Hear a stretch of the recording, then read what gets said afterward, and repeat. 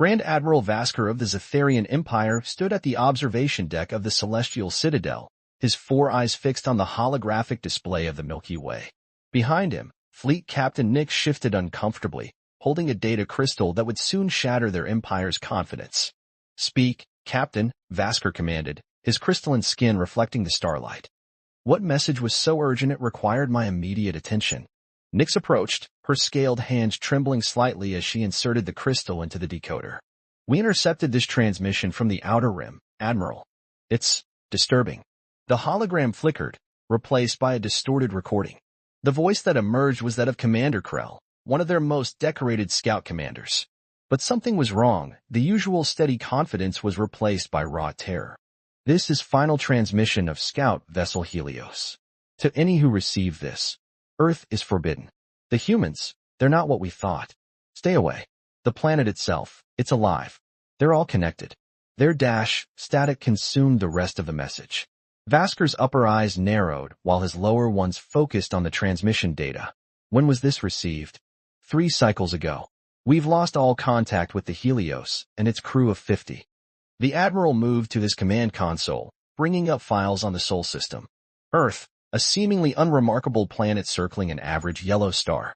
Its dominant species had achieved space flight barely 3 centuries ago. Their technology was primitive by Zetharian standards. They still fought among themselves over resources, territory, and ideology. Have the Analysis Division examined the warning?" Nyx nodded. "They believe Commander Krell's ship encountered some form of mass hysteria or hallucinogenic defense system. But..." She hesitated. "Continue." "This isn't the first warning, sir. We've found references in ancient archives. The Proxians marked Earth as restricted territory 50,000 years ago.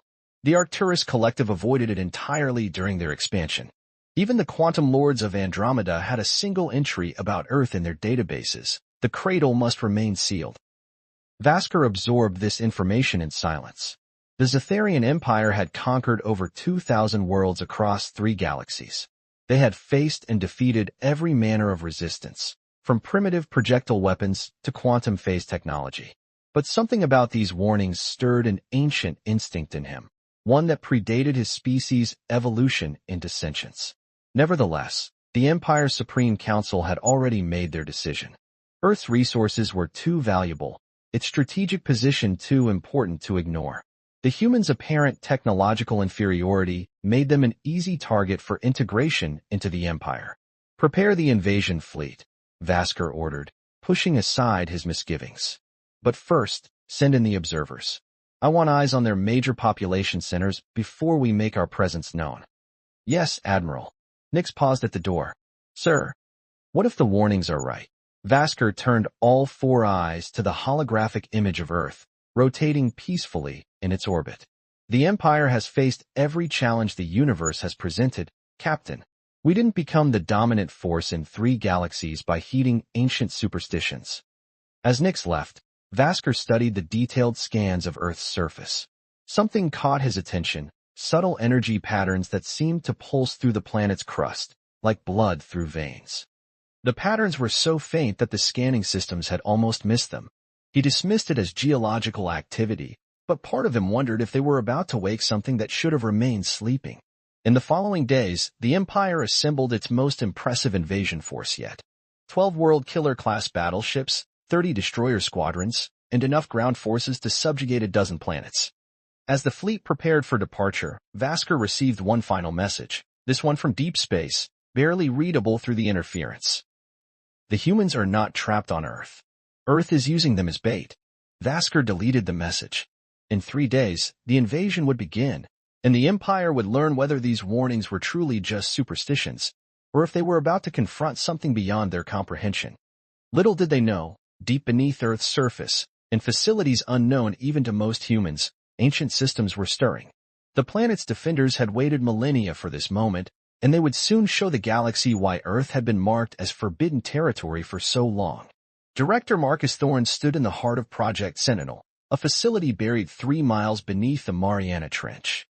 The vast chamber hummed with energy as hundreds of quantum processors analyzed the approaching Zetharian fleet. Behind him, Dr. Juniper Nash, head of xenobiology, studied the biological readings of their would-be invaders. They're exactly where we want them, Thorne said, his weathered face illuminated by the holographic displays. How many ships? 42 capital ships, over 200 support vessels, Juniper replied, her augmented eyes scanning through data streams. They're positioning themselves in standard conquest formation, just like the others who tried before them. Thorne allowed himself a small smile.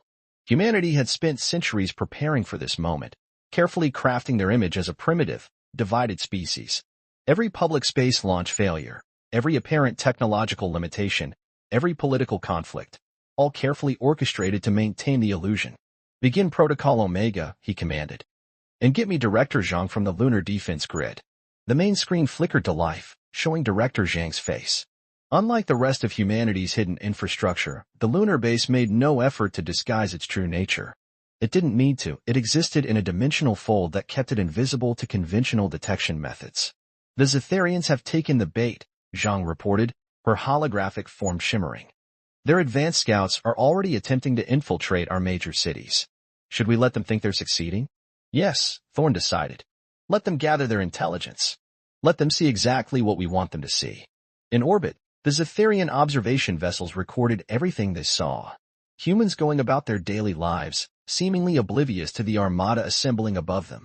Their primitive satellites continued broadcasting entertainment and weather reports. Their military bases maintained routine patrols with antiquated aircraft. Aboard the Celestial Citadel, Grand Admiral Vasker reviewed the reconnaissance data with growing confidence. See, Captain Nix? No signs of advanced technology.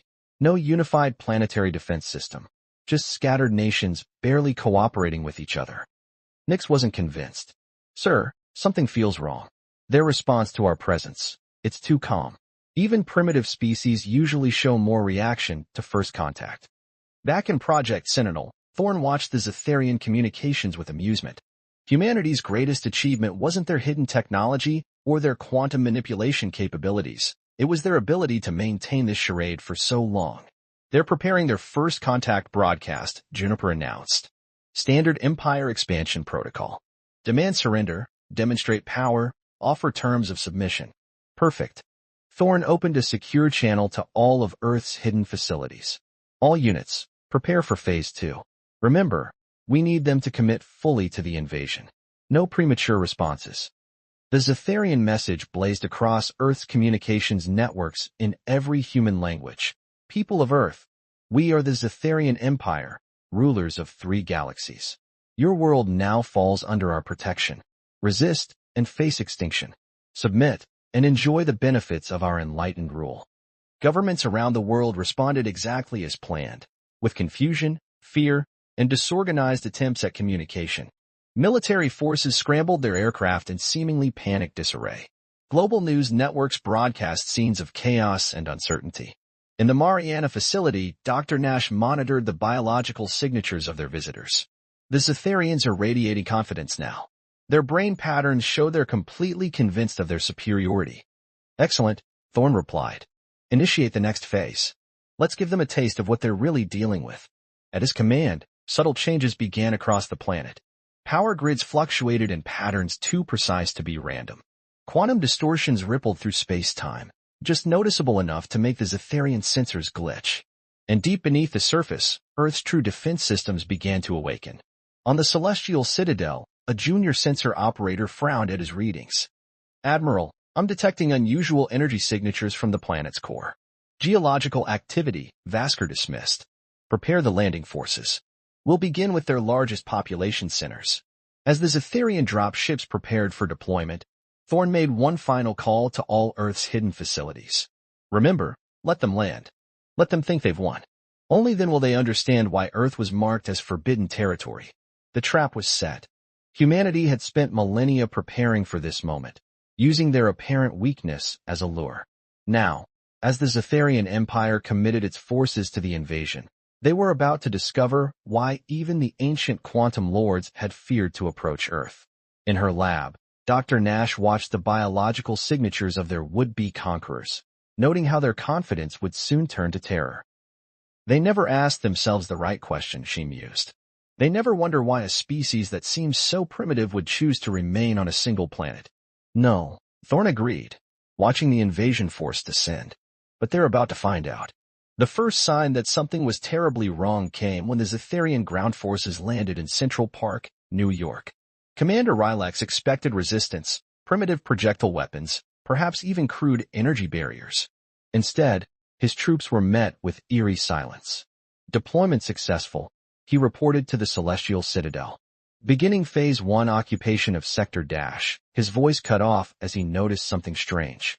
The grass beneath his feet had begun to glow with faint blue patterns, like circuits made of light. In Project Sentinel, Director Thorne gave the command they'd waited centuries to issue. Activate the Gaia Protocol. Dr. Nash's augmented eyes flickered as she interfaced with Earth's neural network. Quantum resonance fields activating. Planetary consciousness coming online. Around the world, similar patterns emerged, glowing lines spreading across the ground, up buildings, through the air itself. The Zetharian troops watched in confusion as their quantum scanners began displaying impossible readings. Admiral Vasker, Commander Rylax's voice shook. The city, it's alive. The buildings, the streets, they're all connected to some kind of massive neural network. On the Celestial Citadel, Vasker's crystalline skin dulled with growing dread. Impossible. Their technology-level dash was a lie, Captain Nix whispered, finally understanding the warnings they'd ignored. Deep beneath the Mariana Trench, Director Thorne activated the facility's main viewing screen, showing feeds from around the planet. The hidden truth of Earth was finally revealing itself. Every city, every forest, every ocean was part of an interconnected defensive system that had been growing and evolving for millennia.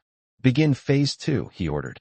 Show them why the Ancient Ones called Earth the Cradle of Nightmares. In New York, Commander Rylax watched in horror as the very structure of reality seemed to bend. Buildings shifted like liquid metal, streets rippled like waves, and the sky itself began to pulse with strange energies. His troops' advanced weapons seemed to lose power, their sophisticated armor becoming dead weight. This is impossible, he breathed. Our scans showed no signs of this technology.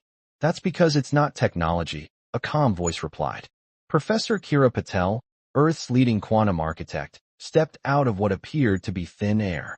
At least, not in the way you understand it. Around the world, similar scenes played out. In Beijing, the ancient temples revealed themselves to be quantum calculation notes. In Cairo, the pyramids began emitting fields that disrupted the Zetharians' most advanced systems. In the Amazon rainforest, trees transformed into biomechanical defense platforms. On the Celestial Citadel, Vasker watched in growing horror as his invasion force was systematically neutralized, not through violence, but through the complete negation of their technological advantage. Captain, he croaked, what are we facing? Before Nix could respond, a new voice echoed through their communications system. You're facing humanity's true form, Director Thorne announced. We're not trapped on Earth. We're its guardians. In Project Sentinel, Dr. Nash monitored the planetary defense grid's activation. The quantum fields are stable. Earth's consciousness is fully awake. Good, Thorne nodded. Now, show them what we've been building all these centuries. Across the planet, hidden installations began to emerge. Quantum accelerators rose from ocean depths. Dimensional gates shimmered into existence in desert wastelands. And in orbit, the moon itself seemed to shift, revealing the true extent of humanity's defensive capabilities. Professor Patel approached the paralyzed Zetharian commander, her form shifting between physical and quantum states. Your empire saw us as primitive because we chose to remain on one planet. You never asked yourselves why a species would voluntarily limit itself to a single world. The answer was becoming terrifyingly clear to the invasion force. Earth wasn't a planet. It was an incubator, a testing ground, a fortress millennia in the making. And humanity wasn't its population, they were its immune system. In the Mariana facility, Thorne watched as the Zetharian fleet attempted to regroup. Their mighty warships, capable of destroying entire solar systems, now seemed insignificant against the awakened power of Earth. Should we end this now? Dr. Nash asked, her fingers hovering over the planetary defense controls. Thorne considered for a moment. No, let them try to escape. Let them carry the message back to their empire. Let the galaxy finally understand why Earth was marked as forbidden territory. As the Zetharian forces frantically attempted to retreat, the truth became undeniable. They hadn't discovered Earth, Earth had allowed itself to be found. And now, after millennia of preparation, humanity was ready to emerge from its cradle, not as conquerors, but as guardians of a power beyond comprehension. Admiral Vasker stood frozen on the bridge of the celestial citadel, watching his mighty invasion fleet crumble before powers he couldn't comprehend. The space around Earth had become a quantum nightmare, reality itself twisting into impossible configurations.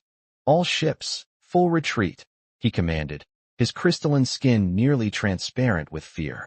But retreat was no longer possible. Earth's orbital space had become a maze of quantum barriers and dimensional folds. In the lunar defense grid, Director Zhang smiled as she activated the final phase of humanity's response. "Time to show them what we've been practicing for the last few centuries." The moon's surface rippled, revealing vast hangars concealed in pocket dimensions. From these emerged vessels unlike anything the Zetharian Empire had ever encountered, ships that didn't so much fly through space as bend it to their will. Professor Kira Patel's voice echoed through every Zetharian communication channel. "Your empire spans 3 galaxies, Admiral Vasker. Impressive. But while you were expanding outward, we were diving inward, exploring the quantum realm, merging with our world's consciousness. Earth isn't just our home, it's our teacher." In Project Sentinel, Director Thorne and Dr. Nash coordinated the global response. The planet's neural network hummed with power as humanity revealed the full extent of their capabilities. "Deploy the quantum architects," Thorne ordered. Across the planet, specialized human operators interfaced directly with Earth's consciousness. They weren't merely controlling weapons or machines. They were conducting reality itself like a grand symphony.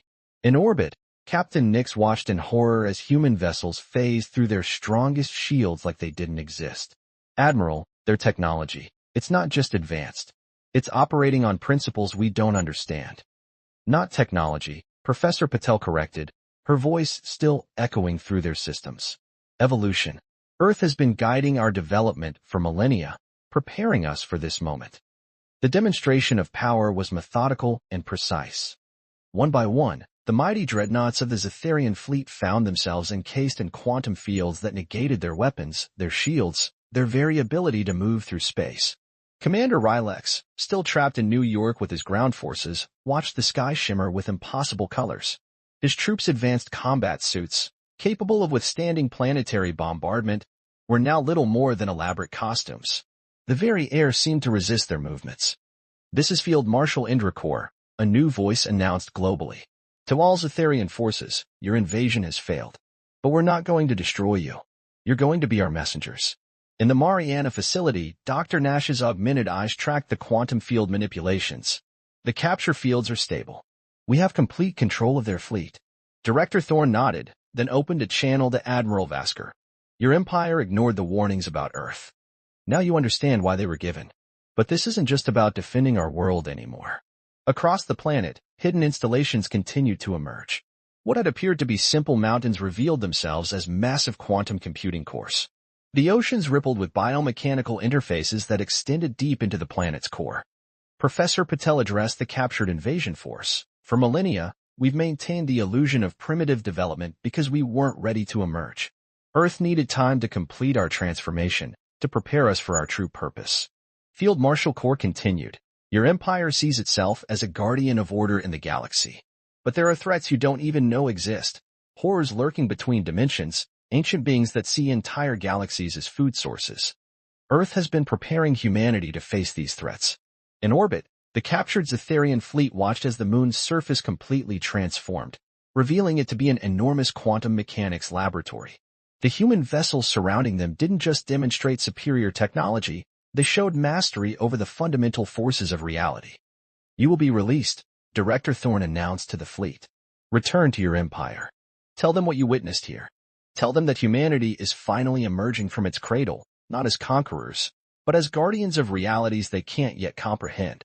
Admiral Vasker, his pride shattered but his mind expanded, finally understood the true meaning of the ancient warnings. Earth wasn't marked as forbidden territory to protect the galaxy from humanity, it was to give humanity time to become what the galaxy would desperately need. As the quantum fields began to release the captured fleet, Professor Patel left them with a final message. The age of hiding is over. Humanity is awakening, and with us, Earth itself rises to take its place in the galaxy. The real question, Admiral Vasker, is whether your empire is ready to face what's coming, not from us, but from what lies beyond the boundaries of known space. 3 months after the failed invasion, representatives from the Zetharian Empire stood in Earth's first public quantum assembly chamber. The massive hall, materialized from what appeared to be thin air in the heart of Geneva, hummed with energies that made the alien diplomat's sensor equipment spark and fail.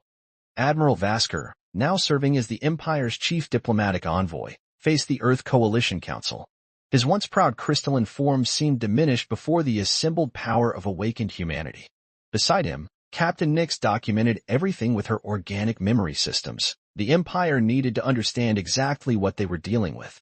The Empire acknowledges Earth's sovereignty and power, Vasker announced, his voice steady despite his inner turmoil. We seek to establish peaceful relations and to learn. Director Thorne, seated alongside Professor Patel and Field Marshal Kaur, nodded solemnly. Learning is good, Admiral. But first, you need to understand what's really happening in our galaxy. With a gesture from Professor Patel, the chamber's quantum field projected a vast map of not just the known universe, but the spaces between realities. Dark spots pulsed in the void, making the Zetharian representatives shudder instinctively. We call them the Void Hunters, Dr. Nash explained, her augmented eyes reflecting the cosmic horrors displayed above. Ancient entities that consume entire galaxies. They've been dormant for millions of years, but they're waking up. In orbit, Director Zhang supervised the integration of Zetharian observation teams into the lunar defense grid. The aliens watched in awe as human operators interfaced directly with quantum fields, their consciousness expanding beyond normal space-time. Your empire evolved to conquer, Zhang explained to a group of stunned Zetharian scientists. We evolved to defend. Earth isn't just a planet. It's an incubator designed by ancient guardians who foresaw these threats. Back in the assembly chamber, Field Marshal Kaur activated a secondary projection, showing the true extent of Earth's defensive network. The planet's entire biosphere was revealed as an intricate web of quantum biological interfaces, each human being a potential conduit for powers that defied conventional physics. We maintained our primitive appearance because we needed time, Kaur explained. Time to complete our synthesis with Earth's consciousness. Time to master abilities that your empire would consider impossible. Professor Patel stepped forward, her form shifting between physical and quantum states. The warnings you ignored weren't meant to protect you from us, Admiral. They were meant to ensure we had time to become what the galaxy needs, guardians against horrors your empire never knew existed. In the Mariana facility, Director Thorne and Dr. Nash monitored quantum disturbances at the edges of known space. The Void Hunters were stirring, drawn by the psychic echoes of countless civilizations. Your empire spans 3 galaxies, Thorne addressed the Zetharian delegation. You've achieved remarkable things. But now you face a choice. Stand with us against what's coming or stand aside. Admiral Vasker, who had witnessed firsthand the power Earth wielded, made his decision. The Empire stands with Earth. We offer our resources, our fleet, our knowledge. Teach us to defend against these threats. Professor Patel smiled. Then let us show you what humanity has really been working on. With a gesture, she revealed Earth's greatest secret, the quantum forge hidden in the planet's core, where human consciousness and planetary power merge to create weapons capable of fighting cosmic horrors. As the Zetharian representatives received their first lessons in quantum mechanics from human instructors, Captain Nix approached Director Thorne privately. Was this always the plan? To use our invasion attempt as a catalyst for revealing yourselves? Thorne's expression remained neutral. Everything that has happened since your first scout ship detected Earth has been part of our emergence protocol. We needed the galaxy to understand what we've become, but also why we had to evolve this way. In orbit, the combined fleet of human and Zetharian ships began joint training exercises. The Empire's mighty dreadnoughts learned to work alongside vessels that could phase between dimensions, their crews struggling to comprehend the principles that humanity had mastered. Field Marshal Kaur oversaw the integration from her quantum command center. The age of hiding is over, she broadcast to the assembled forces. Now begins the age of preparation. The Void Hunters are not the only threats lurking between realities. As the day ended, Professor Patel stood with Admiral Vasker, watching Earth glow with its newly revealed quantum network. Your empire thought you were coming to conquer a primitive world, she said softly. Instead, you've become part of something far greater. The real war hasn't even begun. Vasker nodded, his crystalline form reflecting the quantum lights. And what happens when these void hunters finally arrive? Patel's form shifted, momentarily revealing the true extent of her quantum integration. That, Admiral, is why Earth spent so long preparing us. We're not just humanity anymore. We're the antibodies of reality itself. And we're finally ready to fulfill our purpose. In the depths of space, beyond the edge of known galaxies, ancient entities stirred in their cosmic slumber, sensing the awakening of powers they had thought long extinct. Humanity's time of hiding was over. The real test of their evolution was about to begin.